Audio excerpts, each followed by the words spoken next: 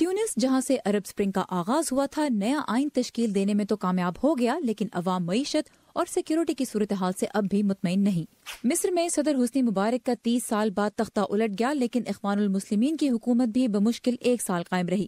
آج اقتدار فوج کے سابق سربراہ عبد الفتاح السیسی کے ہاتھ میں ہے اور آزادی اظہار رائے پر کڑی پابندیاں ہیں۔ بحرین میں حکومت نے سیاسی کارکنوں کو قید کر کے طاقت کے سہارے مظاہروں کو پھیلنے سے پہلے ہی روک دیا۔ لیبیا میں عرب اسپرنگ صدر معمر قذافی کے خلاف بغاوت میں بدل گئی، جس نے خانہ جنگی کی صورت اختیار کر لی۔ آج مرکز میں ایک کمزور حکومت ہے جو ملک کے مختلف حصوں میں سرگرم گروہوں سے ہتھیار نہیں ڈلوا پا رہی۔